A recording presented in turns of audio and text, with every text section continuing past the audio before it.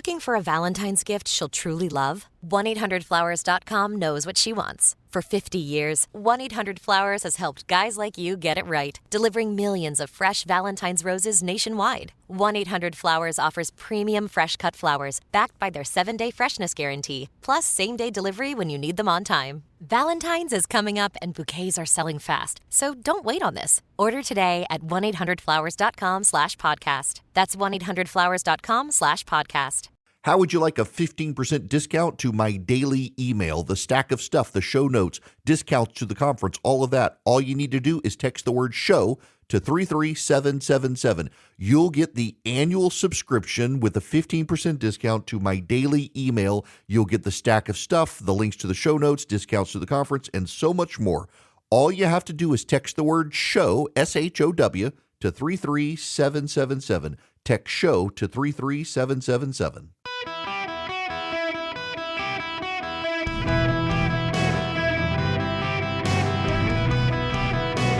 Welcome to the Eric Erickson Show podcast, Hour 1. Hello, America. Welcome. It is Eric Erickson here across the United States. The phone number, 877-973-7425.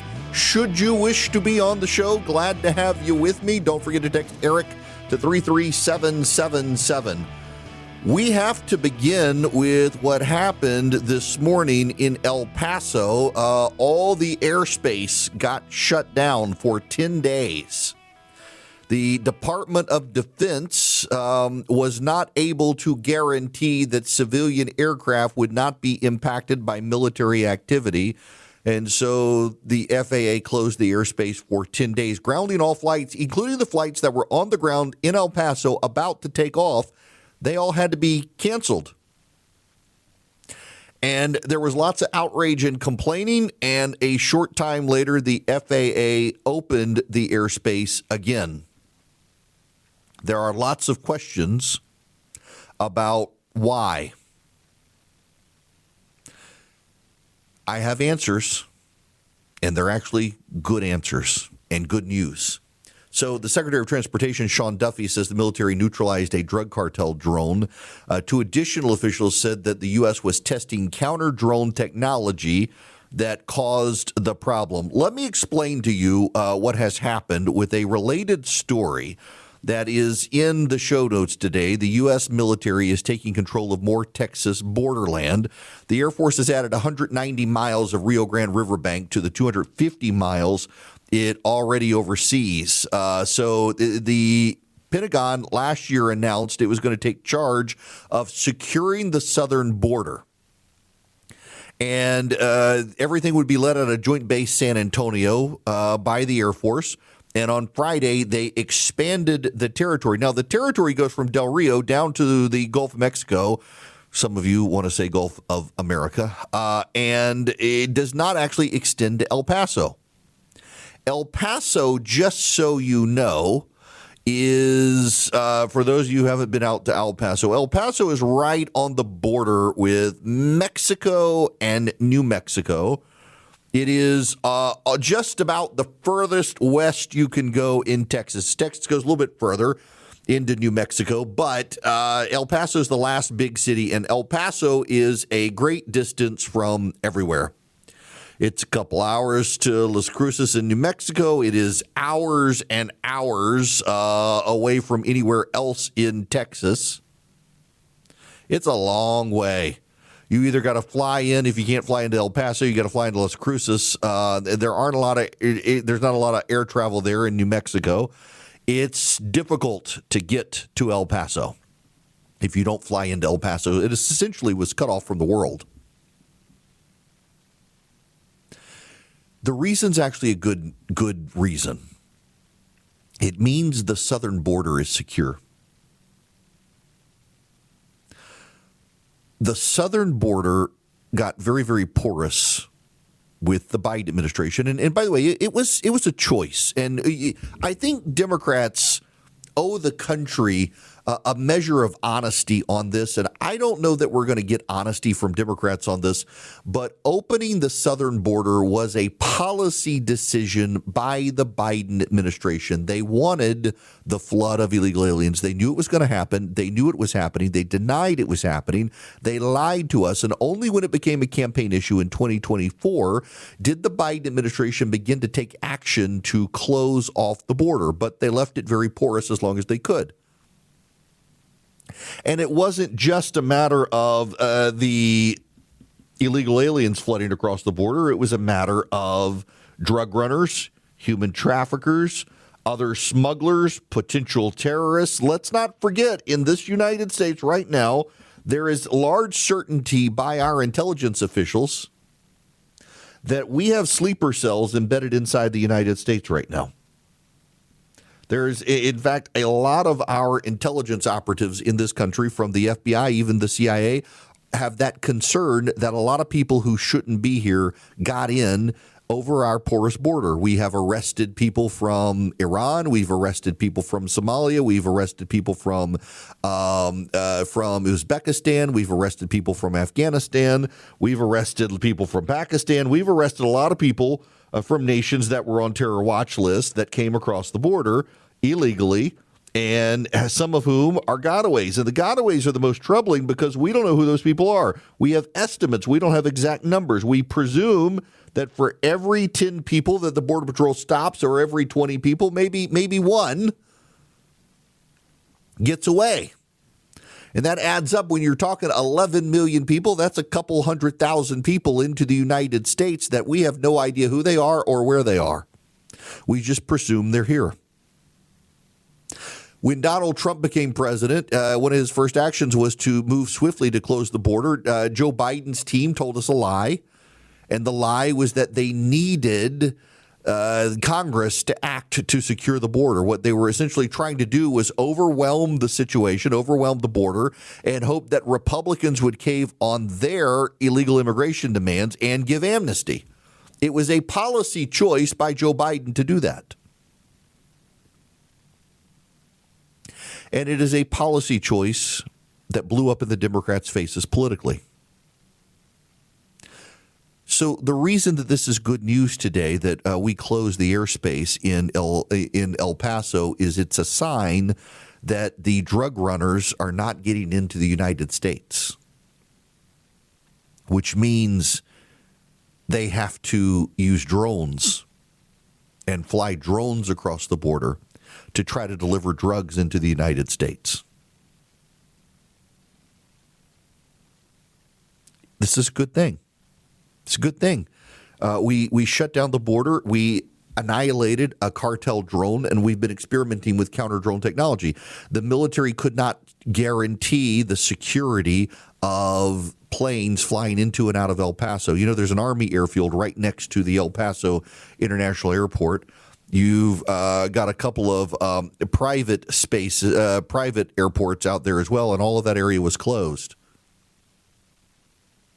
This is good news.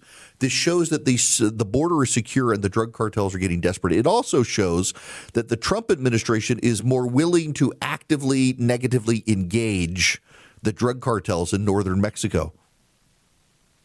Remember, my friend Chip Roy was on the program last year. Or a year before last. It was 2024. Chip is running for attorney general in Texas. He's ahead in the polling. I hope he wins. He's a great guy. Cares deeply about that state. Very law and order. And Chip was on the program 2 years ago. And he was telling us that he had just come from the border, where the Border Patrol had rounded up a bunch of people who were flooding across the border. And as they were rounding these people up who were flooding across the border, some of whom had paid the mules to get them across the border, a flare went up behind them. And it was from the drug cartels toying with the Border Patrol, signaling that you got distracted. You rounded up all these people and the drug dealers got across the border. Think about that. The cartels are brazen enough to send up flares for Border Patrol to say, ha, you went in that direction and you missed us, and now we're in your country. And we know the data now shows fentanyl deaths are down in this country. The amount of fentanyl being trafficked into the country has come down. And this is a concerted effort by the Trump administration to secure the border, and they've done a very good job. Good enough that the cartels are having to take drones now, and we're able to neutralize the drones. We should be not screaming about the air in El Paso being shut down to air traffic. We should be cheering that we've been so successful stopping the drug runners into this country that they're having to attempt to use drones now. I think that's a good thing. I got to tell you, if you're a regular listener to this program, I have my issues with the president and his administration, and I'm willing to share those issues with you.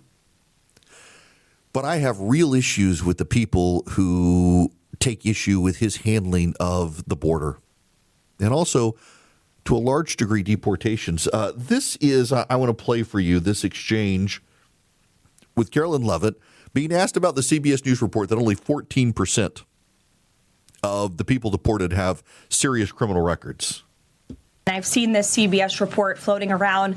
There's a lot of liberal talking heads and pundits and Democrat elected politicians who think that this single story and these statistics and the way they are painted is somehow a shot at this administration. It is not. And let me correct the record. Number one, the Trump administration has been clear from day one that any illegal alien present in this country is subject to deportation. However, the priority, of course, is going after the convicted criminals, the worst of the worst, the murderers, the pedophiles, the rapists in this country.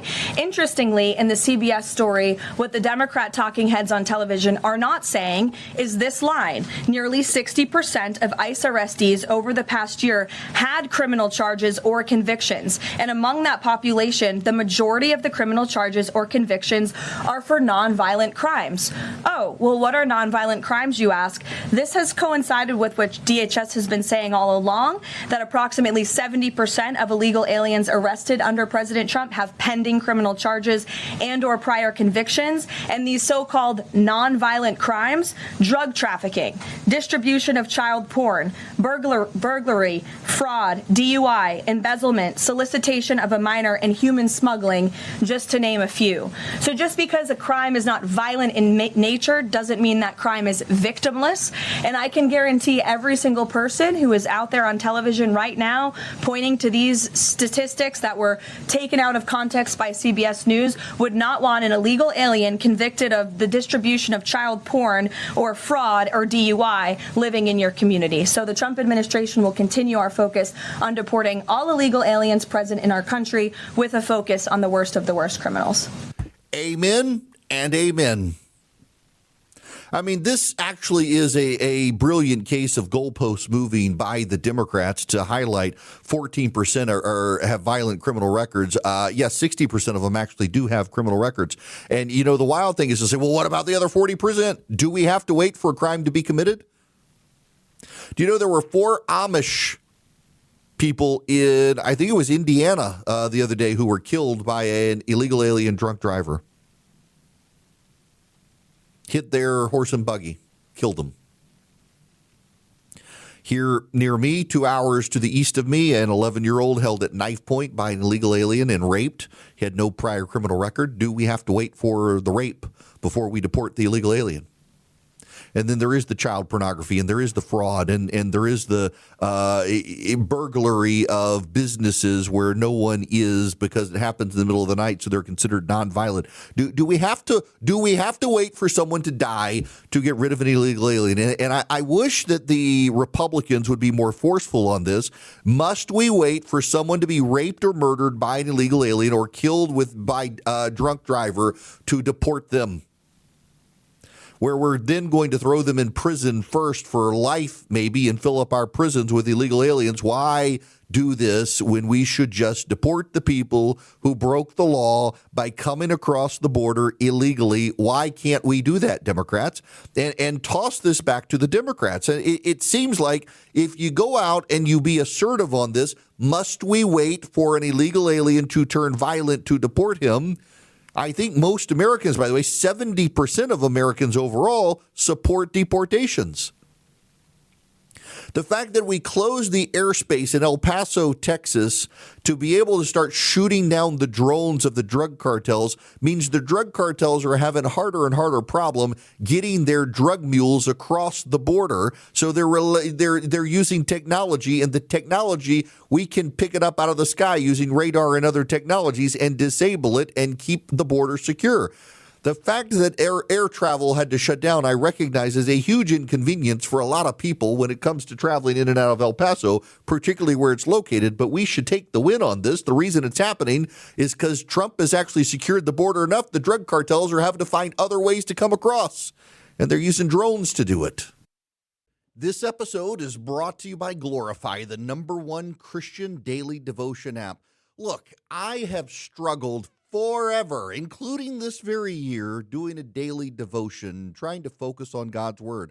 That's why I teach Sunday school, because I know I've got to be in the Word every week studying. And the Glorify app is a great way for you to stay focused on your relationship with God. Just 5 minutes in the car, 10 minutes on a walk, a moment before the day gets out of control. Millions of people use Glorify, and I completely understand why.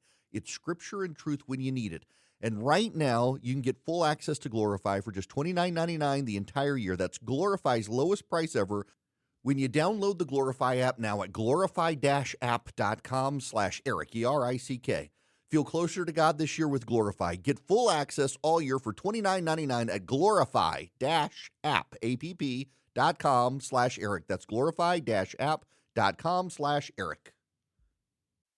I have to correct myself. I had this conversation yesterday where I was doing a video interview and said, I got to be my own fact checker sometimes, and you guys help. I said that the illegal alien in Indiana killed the Amish. He hit their buggy. I heard they were Amish. I assumed they were in a buggy. They were apparently in a passenger van. The Amish in a passenger van. My stars and garters, I had no idea the Amish would be in a passenger van, but they apparently were, and they were killed by an illegal alien. And again, this seems like this is such an easy sell. I do think this is probably one of the reasons the media is relying so much on Democrats to talk about this sort of stuff instead of Republicans, because I think every Republican in America can point out, must we wait for a crime to be committed before we deport someone who the very nature of their coming here was a crime? The Democrats and a lot of the press, by the way, are really convinced that crossing the American border illegally is not a crime. It's just a civil offense. No, it's actually a crime under U.S. law. It's a crime. It's just a misdemeanor the first time you do it, but it escalates to a felony if you do it repeatedly. It's still a misdemeanor crime to come into this country illegally, and there are civil penalties as well, but it's both a crime and a civil offense. It's both. And the Democrats pretend it's not. And then they say, well, you got to wait for the person to murder someone before you can deport them. Why must we wait for an American to die to deport an illegal alien? I don't think the Democrats actually have good answers for that, which is why the media has been somewhat protective of them. And this, by the way, I got to say, I do think the Democrats are going to have a good November. I think the midterms are going to go good for the Democrats.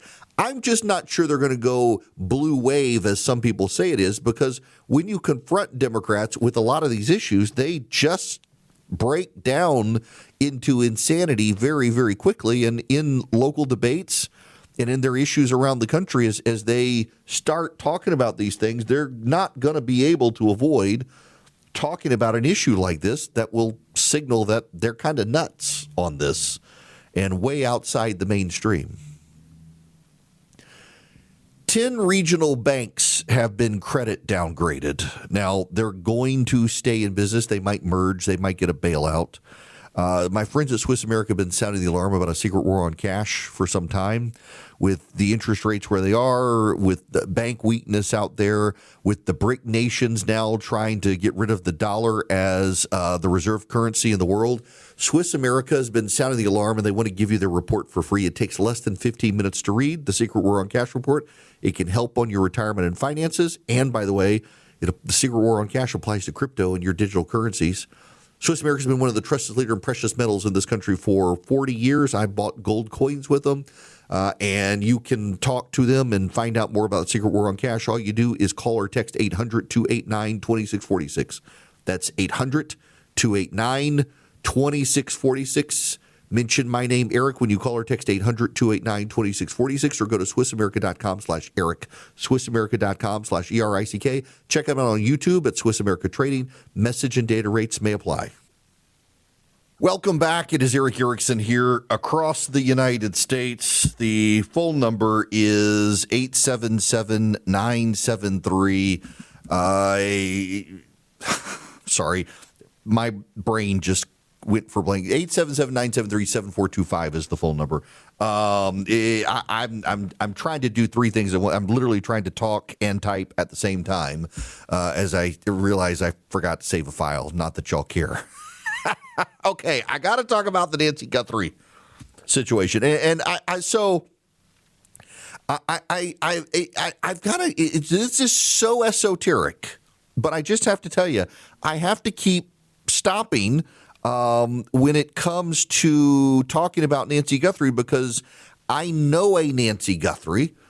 I've interviewed her one time for a show I did, and she's a Christian author in Nashville. And every time I hear about Nancy Guthrie being kidnapped, I get thrown for a loop again. But this Nancy Guthrie is different Nancy Guthrie, who is Savannah Guthrie's mother. And yesterday, we got the super creepy nightmare fuel video of the person. I said it was latex gloves. The police say they think it's thick leather gloves that the guy was wearing.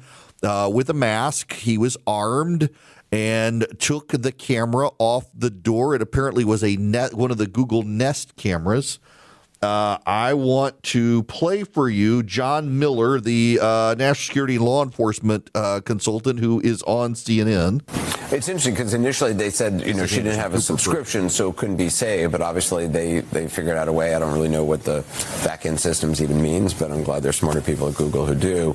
It's remarkable, John Miller, just remarkable they were able to get this. There's a big shout out to the Nest people, the Google engineers, the FBI's OTD, Operational Technology Division. These are very talented scientists across the board, but the way it goes is you want to check your Nest camera, you can dial into it on your phone and see it. But because her subscription wasn't one of the ones where you can rewind 4 hours or look at historic footage, all of that stuff just gets recycled into the big recycle bin. But it doesn't go away. The problem is, with every Nest camera in America, it all goes into the same bin. How do you locate that footage from those cameras that is at the bottom of some pile that's about to be erased? You serve a subpoena, you do a preservation order saying, don't erase anything until we start looking for this, but it's really a needle in a haystack, which is why it took them that number of days to recover it, because it was never meant to have anything happen to it except to be recorded over with everything else in that pile. And if it was easy to locate it, especially if it was a recording subscription where they could have gone into the account and just pulled it up, it might have happened on the first day. A lot of work went into this, and the result was truly remarkable, because by the design of their own system, it was never meant to be found. They engineered that. Andrew McCabe, the small amount of money, $300. Stop there. I got to commend Google, a company that I am regularly critical of. So I found a couple of things notable here. One was the reaction on social media. I can't believe it took them 2 weeks to get that video footage. And I thought, I'm not a tech guy. I used to be able to do computer programming and stuff. I know enough to be dangerous. I'm not that great at it. But I just thought, do you guys know it's easy for you to say, well, I can't believe it took them that long to get it. Why did it take that long? So to John Miller's point here, Nancy Guthrie didn't have a subscription, which saves the video footage. So with those cameras, you have an app, and you can go on, and if someone rings your doorbell, you can open the app on your phone, you get an alert, and it shows you who's there. You can turn it on, and you can watch in real time what's going on. But if you have a subscription, it saves, it buffers and saves an amount of footage, and you can go back and recall that footage. She didn't have the subscription. The way it's designed is that video footage is recorded on a server, but it's recorded with every other Nest camera. And it doesn't single out, this is Nancy Guthrie's camera. It puts them all in the same server. 1 million plus people have these cameras who don't have subscriptions, and all of that recording goes in the same pot. And none of it is designated, since they don't have subscriptions, by a user account. It has taken this long to find the footage that was relevant, and they found it. And Google should be commended for this. Instead of, I've seen people on the left attack the FBI and people on the right attack Google. Y'all, this was a remarkable technical feat and very, very difficult. And the fact that Google had to dedicate a good, significant amount of manpower in order to get it locked in, that in and of itself, that's just remarkable.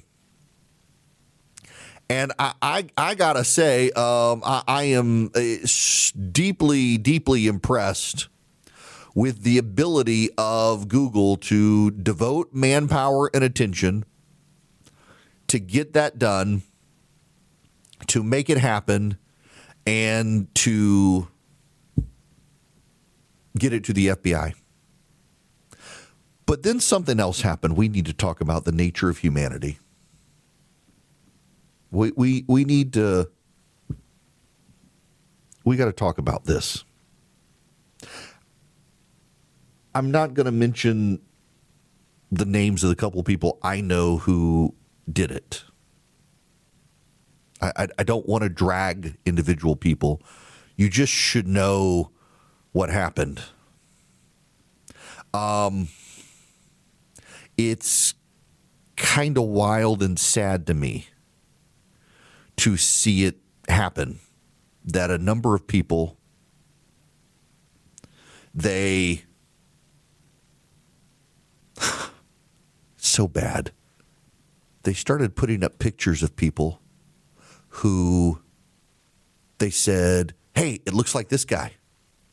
Hey, it looks like it could be this guy. What about this guy? It could be this guy. And I'm like, no, stop, please stop. Don't do that. No. And literally they started trying to find people who maybe, just maybe, it looked just like these individuals that they thought by rumor might actually be in the circle of friends of people who know Nancy Guthrie's family. And it's, I mean, literally they were going online and saying, hey, this person is tied to this person who is tied to this person who is in Nancy Guthrie's orbit. I bet it's this person. And they literally were putting the pictures of individuals on social media saying, FBI, the mustache looks like this mustache. Go for it. What a horrible thing to do. You know, some family last night, the FBI showed up at their door and demanded entry. Didn't have a warrant, demanded entry. And it was a family. And the media showed up, and this poor woman is standing outside talking to the press saying, we're happy to let them look inside. We got nothing to hide. I have no idea why they think that. Someone gave a tip to the FBI that Nancy Guthrie was being held captive in this family's home. Literally, someone called and said, hey, we think she's in our neighbor's house. And the FBI showed up and walked through the home. First of all, I got to say, God bless the couple, or the family. God bless them for coming out and saying, you know what, we're going to let you walk through the house. God bless them for doing that and just saying, you know what, y'all come on in. This has happened now. They also detained another person out there that was completely innocent.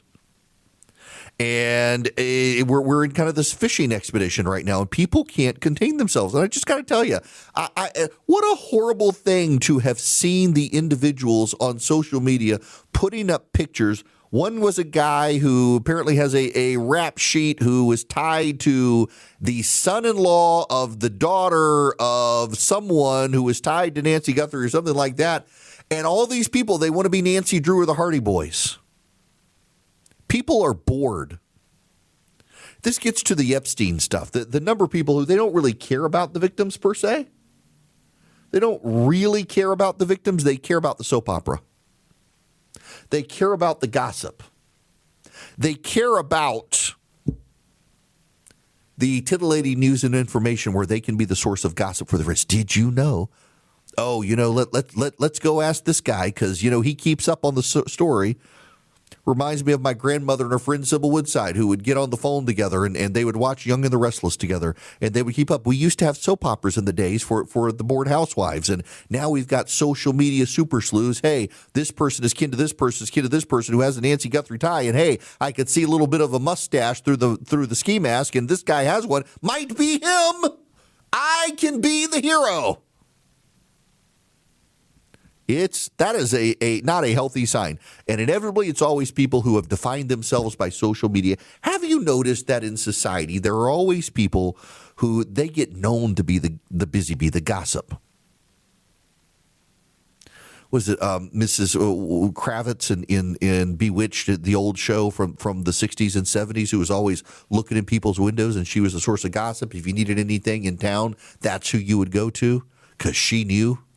Because she was eavesdropping and nosy. That's what some of these people in social media become. This is a tragedy of what has happened to Nancy Guthrie. I hope she is found well. I hope you're praying for that whole family.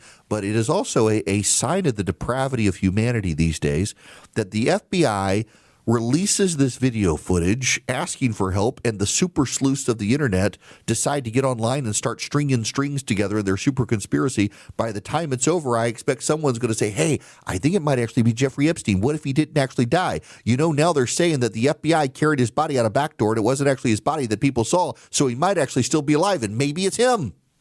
Because didn't he have a rancher somewhere in New Mexico as well? The fall in humanity when it comes to this stuff. But the real heroes here, the engineering team at Google that has taken a week, and it has taken them a very long time to go through terabytes of video footage to find the right footage to get to the FBI. And the sad side commentary on this, too, is that all of us are so programmed now for instantaneous stuff on the internet that it took that long. You got people out there saying there's a conspiracy theory there, that how could it have taken this long? People just don't understand the technology and the way it works. It's just the difficulty of it. It's just frustrating to me to see how this has played out with people who their curiosity and their sense of gossip gets the better of themselves. And also, side note, we do live in a wild world of surveillance these days.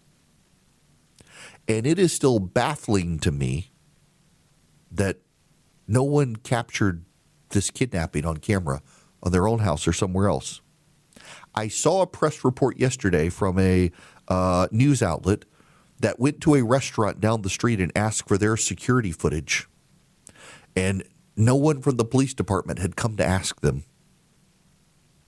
The whispers in the media community and the national law enforcement community is that the local county police are just not cut out for what has happened, that they're fine with general law breaking, but a kidnapping like this, that they're just not cut out for it, and they've let slip some key details. And now you got the experts coming in from out of town, and I mean, tip of the hat to Kash Patel and the FBI coming in to help them do this.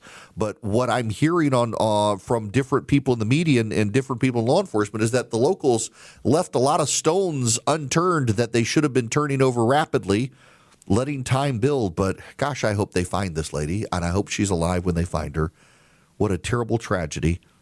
And it is remarkable work that Google did. And I bring it up because they're being attacked and the FBI is being attacked because of how long it took them to get the footage. And if you understood the amount of footage they were dealing with and how they had to get it, it's an impressive feat that they were ever able to find anything, because the footage should have been deleted and it wasn't. And they were able to recover it. And that was such good work on their part. They really do deserve to be commended. And the people who are super sleuthing online right now and just they can detect a mustache under a ski mask and say, it must be this person. Y'all need to get a life and cut that sort of stuff out. Welcome back. It is Eric Erickson here, 877-973-7425. Should you wish to be on the program, I would be very happy to have you. We will get into the jobs numbers at the top of the next hour, and just well, some people are wondering about shenanigans. I want to explain all of that when we come back. But before I get into any of that, I don't know if y'all have heard the tragedy that has developed in Canada. There is a school shooting in Canada. It is yet another trans student. What is so weird to me is, one, they're referring to a female suspect when biologically that's not the case. And also, the police there have now started referring, instead of to a gunman, to a gun person. That's how wrapped into the woke nonsense in Canada the situation is. And by the way, if you look at the pictures of this person, he is very clearly a biological male, very clearly, with 5 o'clock shadow and all. And yet the media, again, wants to pretend this trans person was a female. There's a related story in Vermont. The body has been recovered of a man who went missing. But the man, who looked like a man, identified as a woman. So the police decided to tell everyone to look for this woman. But this man looked like a man and not a woman. And even local reporters in Vermont are saying, had they said look for a man, people might have found the man before he fell into this frozen area and froze to death. And instead, people were looking for a woman. The person very clearly didn't look like a woman. People have lost their ever-living minds on this stuff. This is absurd. I mean, facts have got to come before ideology. And it was a gunman, not a gun person. In Canada, it was a man, not a woman. In Vermont, I mean, the whole pollution of the brain on this stuff, it really is an illness that just, wow. Gosh, this hour of the program brought to you by Van Allen Golf. I'm actually planning a golf trip here during commercial break with some friends in a couple months, and I will be taking my Van Allen Golf putter. I've got the bronze face on it. They've also got a carbon steel. It's lighter. I like the weight of the bronze. It's an incredible putter, incredible golf equipment. VanAllenGolf.com. Check them out on Instagram as well. You can see the pictures. They're so pretty. I can't hype this thing enough. It's not just a high-end putter. It's an incredible putter. VanAllenGolf.com. Text golf to 33777. Now, speaking of incredible equipment, a buddy of mine texted me yesterday, a listener, and he said a friend of his had a Rinnai tankless water heater and was having water pressure problems with it. And it turned out that it was the pipe outside had frozen. The Rinnai itself was totally working just fine. And at first he had thought it was the Rinnai. And I'm like, it's definitely not the Rinnai.